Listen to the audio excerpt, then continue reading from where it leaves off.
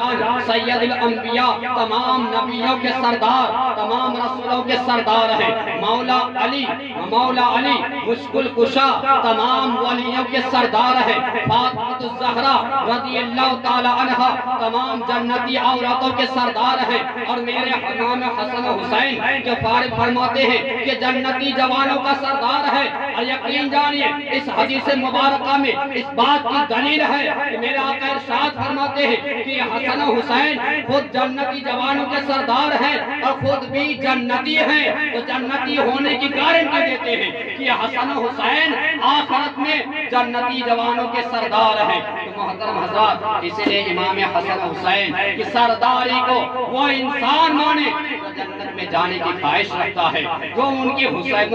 سرداری کو تسلیم نہ کرے یقین جانے وہ جنت میں ان کی سرداری کو نہیں پا سکتا ہے جنت میں داخل نہیں ہو سکتا ہے اس لیے ہمیں اور آپ کو ضرورت ہے امام حسین سے اپنی نسبت جوڑنے کی امام حسین کا ذکر کرنے کی محترم حضرات امام حسین کا ذکر صرف 10 دنوں میں نہیں کہ امام حسین کا ذکر یا حسین کا نعرہ 10 دن لگا کر ہم کامیاب ہو گئے حقیقت میں امام حسین کا ذکر وہ انسان کرتا ہے 365 دن کرتا ہے اور امام حسین کا حقیقت میں ذکر کرنے والا وہ سچا نمازی ہے جب وہ سلام پھیرنے کے لیے اتحیات کے بعد درود پڑھتا ہے اللہم صلی علی سیدنا محمد وعلی آل سیدنا محمد کما صلیت علی ابراہیم کہ اللہ تو درود و سلام نازل فرما میرے آقا سید الانبیاء فخر موجودات صلی اللہ علیہ وسلم پر اور درود و سلام نازل فرما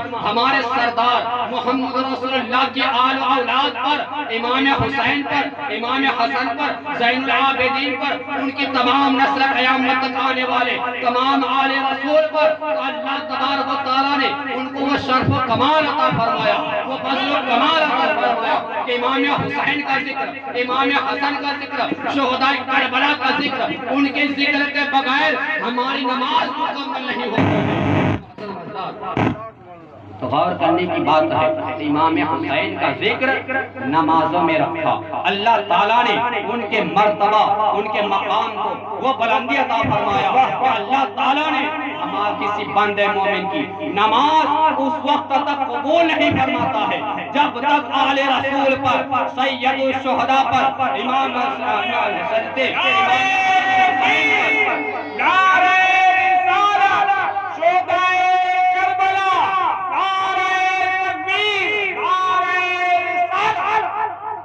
اللہ تبارک و تعالی اس وقت تک بندہ مومن کی نماز مکمل نہیں کراتا جب تک کہ آل رسول پر سیدوں پر آنے والے قیامت تک آل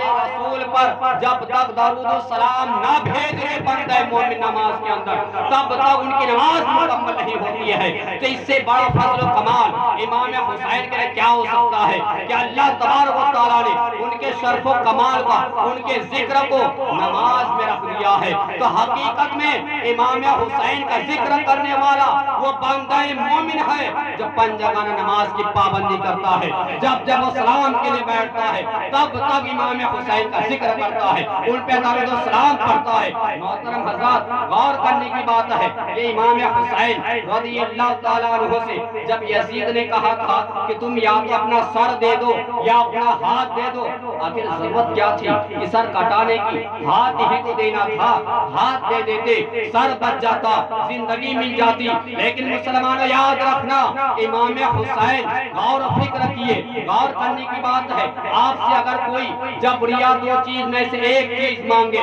یقین جانیے آپ اس چیز کو بچائیں گے جو قیمتی ہو جو مہنگی ہو اسے آپ بچائیں گے جو سستی ہو جو کم قیمت کی ہو اسے دے کر اپنی جان بچائیں گے امام حسین کربلا میں جب ان سے کہا گیا یا تو سر دے دو یا اپنا ہاتھ دے دو امام حسین غور و فکر کرنے کے بعد اس نتیجے پر پہنچا کہ اے حسین تیرا سر ایک ابن علی کا سر ہے ایک نفس کا سر ہے ایک انسان کا سر ہے، لیکن یہ ہاتھ تیرا، یہ ہاتھ صرف حسین ابن علی کا ہاتھ نہیں ہے، بلکہ یہ ہاتھ آدم صفی اللہ کی نیابت کا ہاتھ ہے، یہ ہاتھ ابراہیم خلیل اللہ کی نیابت کا ہاتھ ہے، یہ ہاتھ موسیٰ کلیم اللہ کی نیابت کا ہاتھ ہے، یہ ہاتھ عیسیٰ روح اللہ کی نیابت کا ہاتھ ہے، یہ ہاتھ حقیقت میں محمد رسول اللہ کی نیابت کا ہاتھ ہے، یہ ہاتھ حقیقت میں ایک دو نہیں تقریباً 1,24,000 پیغمبران اسلام کی نیابت کا ہاتھ ہے۔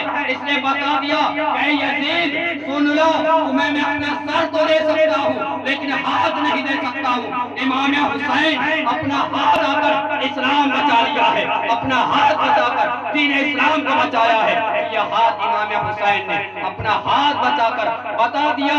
یہ ہاتھ اصل میں قیمتی ہے، سر قیمتی نہیں بلکہ ہاتھ قیمتی ہے۔ اور انسانوں کو، مسلمانوں کو یہ حوصلہ دے دیا، اے مسلمانوں تم جس حال میں بھی رہو، کربلا سے ہر حال میں قیامت تمہیں ہمت، حوصلہ، تمہیں جرأت ملتی رہے گی ظالموں سے ٹکرانے کی، تمہیں جرأت ملتی رہے گی ظالموں کے سامنے میں حق بولنے کی، تمہیں جرأت ملتی رہے گی کسی کذاب کے سامنے میں حق بولنے کی۔ تو امام حسین کربلا پہ اپنا سر کٹا کر قیامت تک مسلمانوں کو ہمت و حوصلہ، جرأت عطا فرما دیا ہے کہ مسلمان حقیقت میں کبھی دب نہیں سکتا ہے، حق کوئی سے باز نہیں آ سکتا ہے۔ تو محترم حضرات، یہ امام حسین رضی اللہ تعالیٰ عنہ کی وہ ذات اقدس ہے، وہ مقدس ذات ہے جس نے اسلام کی آبیاری کے لیے سب کچھ قربان کر دیا ہے۔ اور اللہ تبارک و تعالیٰ کی مشیت یہی ہے،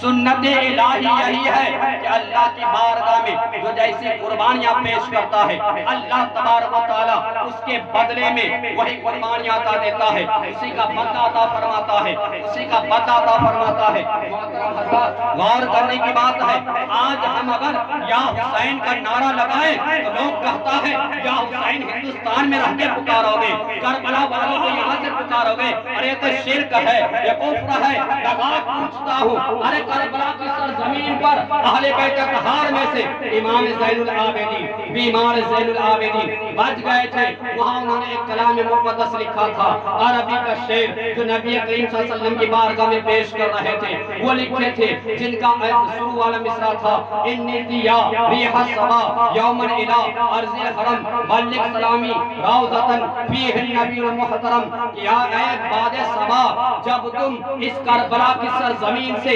مدینہ منورہ پہنچ جاؤ تو میرے آقا سید الانبیاء فخر موجودات صلی اللہ تعالی وسلم کی بارگاہ میں میرا سلام پہنچا دینا۔ انہی اشعار میں سے میرے امام زین العابدین فرماتے ہیں، ادرک زین العابدین، ادرک زین العابدین انتا شفیع المذنبین۔ کربلا کی سرزمین پر رہ کر امام زین العابدین فرماتے ہیں کہ یا رسول اللہ آپ مدینہ سے میری دستگیری کیجئے، میری مدد کیجئے، میری مدد کیجئے، میری دستگیری کیجئے۔ اگر کربلا والا ہمارا وہی عقیدہ ہے جو کربلا والوں کا تھا، اگر یہ شرک و کفر ہوتا، اگر یہ ناجائز ہوتا تو امام زین العابدین کربلا کی سرزمین پر بیٹھ کر یا رسول اللہ سے، نبی کونین سے اپنی دستگیری نہیں مانگتے، فریاد نہیں کہ مدد کیجئے۔ یہ امام زین العابدین نے اپنے ماننے والوں کو قیامت تک عقیدہ دے دیا کہ لوگوں میں کربلا سے رسول اللہ سے مدد طلب کرتا ہوں، میں فریاد کرتا ہوں، تم جہاں کہیں بھی رہو، ہندوستان میں رہو، پاکستان میں رہو، بنگلہ دیش میں رہو، جس سرزمین پہ رہو، وہاں سے تم رسول اللہ سے مدد طلب کرو، وہ تمہاری دستگیری فرمائیں گے۔ اس لیے اعلیٰ حضرت فاضل بریلوی فرماتے ہیں وہ اللہ وہ سن لیں گے، فریاد سے پہنچیں گے، اتنا بھی تو ہو کوئی جو آہ کرے کر سے۔ السلام علیکم ورحمۃ اللہ وبرکاتہ۔